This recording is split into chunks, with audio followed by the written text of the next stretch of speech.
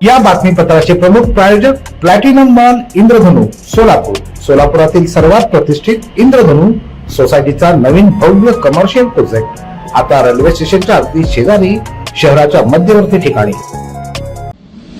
मुख्यमंत्री देवेंद्र फडणवीस तसंच पालकमंत्री जयकुमार गोरे यांनी शब्द दिला। यामुळे प्रभाग क्रमांक 3 मधून आमदार देवेंद्र कोठे यांच्या आत्या कुमुद अंकाराम यांनी माघार घेतली।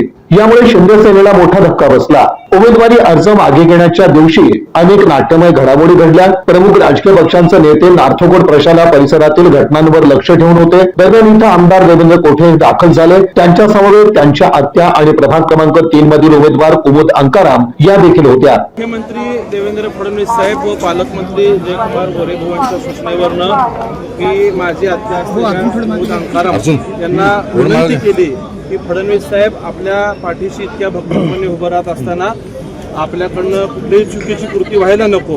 वास्तविक पाहता त्यांच्यावरनं आमच्याकडून झालेला हा अन्याय आहे की त्यांना उमेदवारी मिळवून देण्यात आम्ही कमी पडलो, परंतु पक्षांनी ज्यांचे प्रवेश घेतले त्या बहुतांश सगळ्या लोकांना संधी देण्याचा प्रयत्न केला। अनेकांना संधी मिळाली।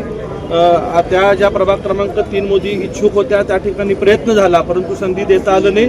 ती वस्तुस्थिती त्यांना समजून सांगितली। कुटुंबाच्या विनंतीला प्रेमापोटी त्यांनी मान्य करून आज विड्रॉ केलेला आहे।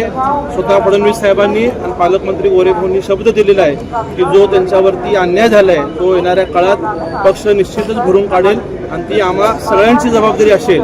आम्ही सुद्धा त्यांना विनंती केल्यामुळं जनता पार्टी प्रचारात उमेदवार निवडून त्यांचा सिंहाचा वाटेल हा विश्वास मी कुटुंबाच्या वतीने आपल्याला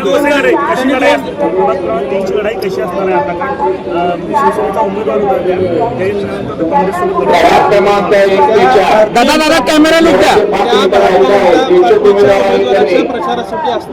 भारतीय जनता पार्टीच्या उमेदवार प्रचंड मताने निवडून येण्यासाठी त्यांचा सिंहाचा वाटा असेल। दादा महापालिकेची निवडणूक पाहिली गेली तर अनेक भाजपच्या निष्ठावंतांनी बंडखोरी केल्याची पाहिजे हे कुठेतरी बंड थांबवण्यात आलेलं आहे का? बहुतांश सगळ्या निष्ठावंत लोकांना आम्ही तिन्ही आमदारांनी विनंती केली। अनेक लोकांनी माघार सुद्धा घेतलेली आहे। वेळेच्या गडबडीत जरी काही निष्ठावंत किंवा जुन्या सरकारांचे फॉर्म राहिले असतील तर पुढच्या काळात सुद्धा आम्ही त्यांना भेटून विनंती करून त्यांनाही सोबत घेण्याचा आम्ही प्रयत्न करतो। तुमच्यासोबत घडामोडी काल रात्री घडलेल्या होत्या। त्यांचं म्हणणं आहे की विरोधी एक पॅनल तयार करतोय भाजपच्या विरोधामध्ये। प्रभाग क्रमांक 5 काय नाही तुमच्यासोबत ते भाजपमध्ये प्रवेश केले होते आणि त्यांना तिकीट मिळाले, समोरच्यांना मिळालं नाही असं त्यांचा आरोप आहे की तुम्ही 5:30 वाजता एबी फॉर्म प्रभाग 5 मध्ये भूमिका काय ती मी ऐकलेली नाहीये, परंतु कोणी अपक्षाचा पॅनल जरी करण्याचा प्रयत्न करत असेल तर पुन्हा पक्ष म्हणून आम्ही त्यांच्या संपर्कात जाऊन त्यांना सोबत घेण्यासाठी आम्ही प्रयत्नशील राहू। आपल्यावरती आरोप प्रभाग क्रमांक 1 ते 4 मध्ये जे इच्छुक उमेदवार आपली उमेदवारी अनेकांचे तिकीट अधिकारी दिलेली होती। पक्षाला वाटली बदल करावीशी ती पक्षाने बदल केली। हा प्रत्येकाच्या मतदारसंघात झालेला आहे।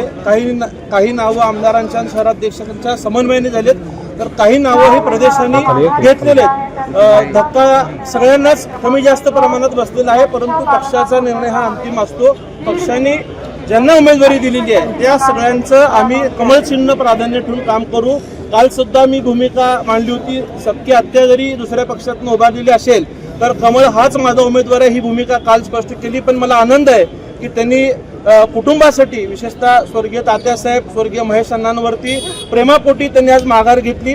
निश्चितच येणाऱ्या काळात फडणवीस साहेब असतील, पालकमंत्री जयकुमार गोरे साहेब असतील, त्यांना आणि मी स्वतः सुद्धा कुटुंब म्हणून त्यांना न्याय देण्यासाठी मी प्रयत्न करू। त्यांनी आपली उमेदवारी माघारी घेतली। भाजपने उमेदवारी दिली नाही म्हणून त्यांनी शिंदे सेनेकडून लढण्याचा निर्धार केलेला होता। दरम्यान त्यांना प्राप्त परिस्थितीत उमेदवारी देता आली नाही। मात्र येत्या काळात नक्की संधी दिली जाईल असा शब्द मुख्यमंत्री देवेंद्र फडणवीस आणि पालकमंत्री जयकुमार गोरे यांनी दिला। तसंच कोठे कुटुंबियांच्या विनंतीला मान देऊन कुमुद अंकाराम यांनी माघार घेतल्याची माहिती आमदार देवेंद्र कोठे यांनी दिली।